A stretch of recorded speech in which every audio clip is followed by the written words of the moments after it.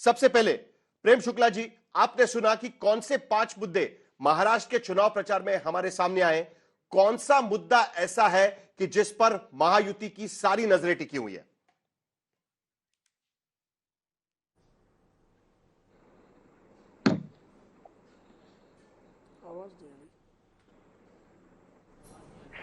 शुक्ला जी, मेरी आवाज आपको आ रही है?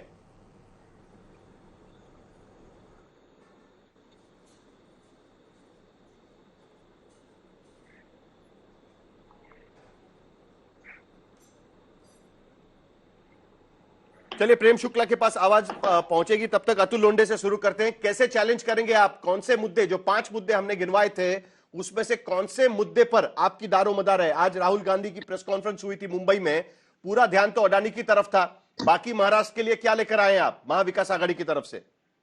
देखिए, राहुल जी ने तो शुरुआत ही की थी महिलाओं से और किसानों से, और जिस तरह से अदानी को महाराष्ट्र बेचा जा रहा है।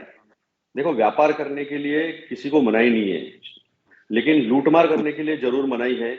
और उन्होंने गिनकर दिखाया कौन से प्रोजेक्ट जा रहे हैं और कौन से प्रोजेक्ट को किस तरह से लूटा जा रहा है। साहिल, आप मुंबई में रहते हो, मैं भी मुंबई में काफी रहता हूँ। मुझे एक बात बताइए, ऐसी कौन सी फाइनेंशियल इंस्टीट्यूट है देश में जिसका हेडक्वार्टर मुंबई में नहीं है? जब सारे फाइनेंशियल हेडक्वार्टर्स एसबीआई का लो, आईसीआईसीआई का लो, एलआईसी का लो, हर हर इसका, नाबार्ड का, हर हर फाइनेंशियल इंस्टीट्यूशन का हेडक्वार्टर मुंबई में है। फिर इंटरनेशनल फाइनेंशियल इंस्टीट्यूट ये गुजरात में क्यों चला गया? केवल मुंबई का महत्व कम करने के लिए। तो ये महाराष्ट्र की जनता जानती है कि किस तरह से महाराष्ट्र को तोड़ा तोड़ा, खचोटा और लूटा जा रहा है। तो ये महाराष्ट्र की जनता जानती है। और किस तरह से हमारे रोजगार छीने गए, उद्योग छीने गए। नागपुर में मिहान बना है, मिहान में कितने वायदे किए थे देवेंद्र फडणवीस ने और गडकरी ने, मैं ही जानता हूं, मैं नागपुर में रहता हूं। हर साल 50,000 रोजगार निर्माण की बात थी ना। योगी का प्लांट लगा, योगी को इतनी महंगी जमीन दिया है, लेकिन संतरे का प्लांट अब तक वहां पर लगा नहीं है। टाटा एयरबस का मिला था, वो भी चला गया। तो ये सारे मुद्दे जो है, ये अहम मुद्दे हैं। और देखिए, किसान की इतनी बड़ी बात करते हैं देश के प्रधानमंत्री, कितना झूठ बोले थे कि पहला साइन किसान के कर्जा माफी पर होगा, 1.5 गुना एमएसपी देंगे। मैं कल वर्धा में था, दाबड़ी में, यवतमाल से उन्होंने वायदा किया था। क्या वो पूरा हुआ है? आज भी 2013 से कम है सोयाबीन के दाम, एमएसपी नहीं दे पा रहे, 1.5 गुना देने की बात करते। तो ये धोखा जो है ये हुआ है। और आपने देखा होगा 2019 के बाद जितने चुनाव हुए, 95% चुनाव भाजपा हारी है। और भाजपा में इतनी हिम्मत नहीं थी कि वो बॉम्बे, पुणे, नागपुर, नासिक, छत्रपति संभाजीनगर, ऐसी बड़ी बड़ी महानगर पालिकाएं जो है, ऐसी 27 महानगर पालिका के चुनाव वो लेने की हिम्मत नहीं। इसलिए आगे आगे डेट्स लेते जा रहे। तुषार मेहता अपीयर नहीं होते हैं। और मैं सत्ता में वापस आया तो 2 महीने में ओबीसी का आरक्षण दूंगा। मैं मुद्दे बता रहा था आपको साहिल जी। कांग्रेस का ट्रैक रिकॉर्ड ये है ना, कांग्रेस का ट्रैक रिकॉर्ड ये है ना कि मुंह में निवाला जा रहा है ना, वो कभी कभी छीन जाता है। आप जो इलेक्शन मैनेजमेंट करते हैं ना, उससे हरियाणा जैसी स्थिति भी हो जाती है। तो उसका तो डर नहीं है। प्रेम शुक्ला जी भी ज्वाइन हो चुके हैं, उनसे भी सवाल पूछेंगे, लेकिन पहले उसका भी तो डर नहीं है। आपस में ही आप इतने लड़ पड़े महाविकास आघाड़ी में कि कहीं हरियाणा जैसी स्थिति ना हो जाए। बाकी तो वादे, मुद्दे, वो सब तो दरकिनार, लेकिन आपके इलेक्शन मैनेजमेंट में तो गड़बड़ी नहीं नजर आएगी। देखिए, दुर्भाग्यपूर्ण बात तो साहिल ये है कि आप ये नहीं बता रहे दर्शकों को कि 39 जगह, 39 जगह पर बीजेपी की और अलायंस पार्टनर्स की फ्रेंडली फाइट चल रही है। कहां कहां कौन कौन किसको गिरा रहा है। अभी हमारे नागपुर में एक जगह शिंदे के राइट हैंड जो है, वो बीजेपी के कैंडिडेट को हराने के लिए यहाँ बैठे, शिंदे का भी नहीं सुन रहे और देवेंद्र फडणवीस का भी नहीं सुन रहे। मैं किस कॉन्स्टिट्यूंसी की बात कर रहा हूँ आपको पता है। तो ये तो महाराष्ट्र में अलग ही चल रहा है। और मुंह से निवाला छीनना महाराष्ट्र के कांग्रेस को आता है, आपने देखा भी है। बात वो नहीं है। बात यह है कि जनता जो है, जनता ने चुनाव अपने हाथ में ले लिया है। आप कितना भी करो, मैं देख रहा था आज, मैं बूथ लिस्ट वेरीफाई कर रहा था, जितने वोटर, जहां जो पॉकेट्स बीजेपी को नहीं मिलते हैं, वहां पर वोटर के नाम कम करने की भी कोशिश हुई है। तो अलग अलग तरीके से, जिसे इलेक्शन मैनेजमेंट आप कहते हो, ये जनता के साथ और लोकतंत्र के साथ धोखा करने की कोशिश जो है वो भाजपा करती है, और ये जनता देख रही है। तो मुद्दे ये है अभी मराठवाड़ा में। शुक्ला जी, कौन से मुद्दे लेकर जाओगे आप? कटोगे तो कटोगे का मुद्दा लेकर जाएंगे, लाडली बहना का मुद्दा लेकर जाओगे, या फिर महायुति के मुख्यमंत्री एकनाथ शिंदे का जो बढ़ता कद है उसका मुद्दा लेकर जाओगे? कौन सा मुद्दा लेकर अब जाओगे 20 तारीख को? देखिए, हम तो विकास का मुद्दा भी लेकर जाएंगे और जो महाविनाश आघाड़ी के भ्रष्टाचार और विनाश की गतिविधियां, उनका मुद्दा भी ले जाएंगे। और आप ही स्वीकार रहे हैं कि हमारे मुख्यमंत्री एकनाथ शिंदे जी का कद बढ़ रहा है, तो इसके लिए भी आपका आभार। तो कृपा करके मुझे बताइए ना कि विकास पर जो है अतुल लोंढे पाटिल जी की पार्टी को क्या बात करने का अधिकार है। 1964 में जो है, जब पंडित जवाहरलाल नेहरू इस देश के प्रधानमंत्री थे, तब जो है नावा शेवा ट्रांस हार्बर लिंक की बात हुई थी, और कब जाकर बना? 2024 में। नेहरू जी चले गए, इंदिरा जी चली गई, राजीव जी चले गए, सोनिया जी का कार्यकाल पूरा हो गया, राहुल जी की आधा राजनीतिक जीवन समाप्त है, लेकिन ये कभी जो है नावा शेवा ट्रांस हार्बर लिंक इनके जीवन काल में साकार नहीं हुआ। इसी तरह से जो है, आपको याद हो, 1972 का कोस्टल रोड प्रोजेक्ट था। 1972 कब इंदिरा जी का युग था, 1972 से लेकर 2024 में कब साकार हुआ? तब सारी एनवायरमेंटल क्लियरेंस कब मिली ट्रांस हार्बर लिंक को? जब देवेंद्र जी सीएम बने। कोस्टल कब मिली? जब देवेंद्र जी सीएम हुए। समृद्धि महामार्ग कब बना? जब देवेंद्र जी सीएम हुए। जलयुक्त शिवार कब बने? जब देवेंद्र जी सीएम हुए। लाडली बहन योजना कब साकार हुई? जब एकनाथ जी सीएम हुए। आप मुझे कृपा करके बताइए ना, क्या उपलब्धियां ये लेकर जाएंगे? और हाँ, हम कहेंगे जो बांटने का प्रयास करते, जिन्होंने इस देश को बांटा, रक्तपात कराया, जिन्होंने इस देश में जो है जाति पाति धर्म भाषा के आधार पर लोगों को बंटवारा करके अंग्रेजों की तरह बांटो और राज करो की नीति अपनाई, अगर हम उनके विरुद्ध इस देश के संविधान निर्माताओं की जो संविधान के प्राकथन की का जो उद्घोषणा है उसके अनुकूल अगर हम ये बात करते हैं, तो बांटने वालों की छाती में निश्चित तौर पर धड़कनें बढ़ती हैं, उनको पीड़ा होती है और वो कोलाहल करते हैं। लेकिन हम इस देश को ना तो बंटने देंगे, इस देश के समाज को तो न बंटने देंगे, न जाति के आधार पर, न पांत के आधार पर, न प्रांत के आधार पर, न भाषा के आधार पर, न गोत्र के आधार पर हम बंटने नहीं देंगे। हम सबको एक करके सेफ रखेंगे। हम जानते हैं कि इनके कार्यकाल में मजहबी नारा लगाकर किस तरह से जो है निर्दोष हिंदुओं का कत्लेआम किया जाता था, किस तरह से बम कांड होते थे। नारा कौन सा है फाइनली? हम कौन सा नारा मान के चले? शुक्ला जी, शुक्ला जी, हाँ, शुक्ला जी, कौन सा नारा मान के चले? एक है तो सेफ है मान के चले, या बटेंगे तो कटेंगे मान के चले? ऑफिशियल नारा कौन सा है आपका? नहीं, दोनों एक दूसरे के पूरक है। चलिए, दूसरे एक दूसरे के पूरक है, पूरक नारे हैं। बटेंगे तो कटेंगे। एक है केशव प्रसाद मौर्य जी और पंकजा मुंडे जी को पूछना चाहिए कि भाई ऑफिशियल नारा कौन सा है?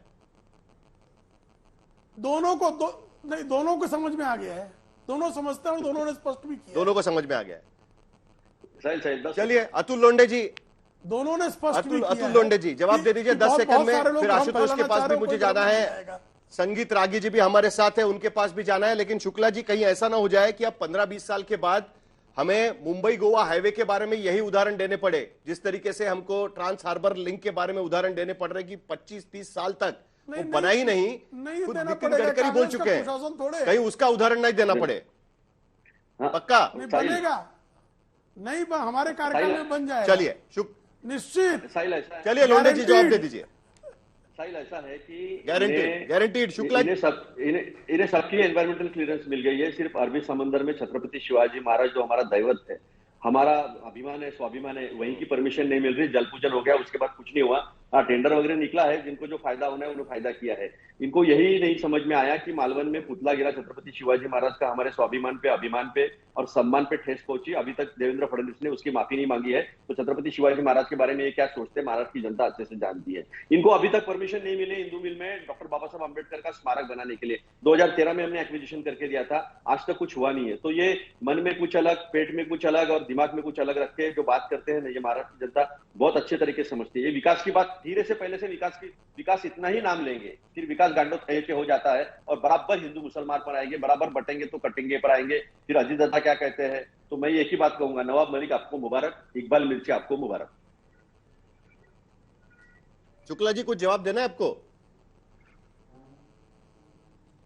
एकदम। नवाब मलिक तो जब जेल में थे तब भी आपने जो है मंत्री बनाकर रखा था, तो आपको अत्यंत मुबारक है नवाब मलिक। और आज भी उद्धव ठाकरे का ही आभार व्यक्त कर रहे हो, क्योंकि हमने तो उनको अपना प्रत्याशी नहीं माना। तो नवाब मलिक आपको मुबारक, दाऊद इब्राहिम भी आपको मुबारक। और दाऊद इब्राहिम का भाई नूरा इब्राहिम कांग्रेस का पदाधिकारी था। टाइगर मेमन का जो है, टाइगर मेमन का वीजा जो है वो आपने दिलवाया था। टाइगर मेमन जो बमकांड वाला है ना, उसका वीजा कांग्रेस के एक सांसद ने दिलवाया था। टाइगर मेमन, दाऊद इब्राहिम, ये सारे कांग्रेसी थे। और इकबाल मिर्ची को जो है आपकी कांग्रेस के सरकार ने अच्छा, मुआवजा भी दिया था। 10 सेकंड का वीडियो इतने दिखाना है। बेशर्म और निकम्मे थे आप, देवेंद्र इतने फडणवीस का बेशर्म 10 और सेकंड का निकम्मे वीडियो आपकी दिखाना है। सरकार थी, आपकी इनका इतनी दोगलापन निकम्मी अभी मैं सरकार खोलता हूं। थी, इतनी निकम्मी सरकार थी आपकी, भाई, इतनी 10 बेशर्म सेकंड का सरकार मैं थी। एक दोगला देवेंद्र गाली फडणवीस का है, वीडियो दिखाना चाहता फिर हूं। मैं इनको हरामी कहूंगा चलेगा? दोगला गाली है, मेरे को हरामी कहूंगा चलेगा? इस तरह के शब्द प्रयोग होंगे, दोगला कर मैं हरामी कहूं चलेगा? साहिल भाई चलेगा, हरामी शब्द चलेगा? चलिए दोगला और चलिए हरामी चलिए शब्द चलिए, चलेगा हो गया आपकी हो चलेगा? गया हो गया हो गया हो गया हो गया लोंडे जी, शुक्ला जी, हो गया हो गया। मैं समझ सकता हूं कि भाई किसको क्या मुबारक, लेकिन आशुतोष, जनता के लिए क्या मुबारक है? ये जो चल रहा है उसमें जनता के लिए क्या मुबारक है? महाराष्ट्र में इन्फ्लेशन रेट 5.38% तक पहुंच चुका है, देश के इन्फ्लेशन रेट से भी ज्यादा है। क्या मुबारक होना चाहिए जनता को? सोयाबीन के फार्मर्स जो 70 विधानसभा कॉन्स्टिट्यूंसीज को कवर करते हैं, 4,500 रुपए से ज्यादा उनको मिल नहीं पा रहा है, उनके लिए क्या मुबारक रहेगा? किस तरीके से महाराष्ट्र के चुनाव को हम देखें, 7,000 वैकेंसीज निकलती है, 7 लाख लोग तक पहुंच जाते हैं, एप्लीकेशंस निकल जाते हैं। किस चीज को मुबारक जनता माने आशुतोष? और उसके बाद संगीत रागी भी बताएंगे। देखिए साहिल, महाराष्ट्र का चुनाव तो इस बारे में होगा कि पिछले 5 सालों के अंदर कौन सी सरकार ने कितना काम किया और कितना काम नहीं किया है। इसके अलावा दूसरा कोई मुद्दा वहां होने वाला नहीं है। महाराष्ट्र आज की तारीख में बैंकरप्ट स्टेट होने के कगार पे पहुंच चुका है। अगर 2022-2023 का अगर आप आंकड़ा ले तो 7,10,000 करोड़ का वहां पे महाराष्ट्र के ऊपर कब्जा था, जो 2023-2024 में बढ़ के 7,80,000 करोड़ का कर्जा हो जाएगा। अगर पार्टियां इतनी ही कॉन्फिडेंट होती कि अपने बल पे चुनाव जीत सकती है, तो न तो शिवसेना टूटती और ना ही एनसीपी टूटती और ना ही लाडकी बहना योजना लाने की कोशिश करनी पड़ती। अब जो चुनाव के ठीक पहले जिस तरीके से फ्रीबीज लुटाया गया है, जिसको प्रधानमंत्री नरेंद्र मोदी पाप कहते थे और कहते थे ये देश की अर्थव्यवस्था के साथ बहुत बड़ा धोखा है, 2 अक्टूबर को ग्वालियर में उन्होंने ये बात कही थी। तो अब 90,000 करोड़ का एक्स्ट्रा बर्डन महाराष्ट्र के ऊपर आने वाला है। आप सोचिए कि इस वक्त विदर्भ के अंदर जो सोयाबीन की जो एमएसपी रेट है वो 4,800 रुपए है और किसान वहां 3,600 रुपए में सोयाबीन अपना बेच रहा है। तो ये जो डाइकोटमी है, ये इसको ऐसा तो है नहीं कि भारत का किसान या भारत का विदर्भ का किसान इस बारे में भूल जाएगा कि भाई हम खर्चा करते हैं 5,000 रुपए और हमको रिटर्न मिलता है 3,000 रुपए या 3,500 रुपए, तो उसका हिसाब तो वो देगा। अब ये हिसाब कितना आगे तक जाएगा, कितना आगे तक नहीं जाना, कहना थोड़ा मुश्किल काम है। आप चले जाइए, प्याज के दाम किस तेजी के साथ बढ़ रहे हैं। और पिछले दिनों जो खबर आई है कि जो 8 कोर इंडस्ट्रीज हैं उनके अंदर ग्रोथ नहीं हो रही है। तो आज की तारीख में बेरोजगारी अपने आप में बड़ा मुद्दा है, महंगाई अपने आप में बड़ा मुद्दा है, किसानों के साथ जो दिक्कतें विदर्भ के एरिया में और दूसरे इलाकों में हो रही हैं, वो एक बड़ा मुद्दा है। अगर उस पर वोट पड़ना है, और मुझे लगता है उसी पर वोट पड़ेगा, तो फिर आने वाले 23 तारीख को जो नतीजे आएंगे वो चौंकाने वाले नतीजे भी हो सकते हैं।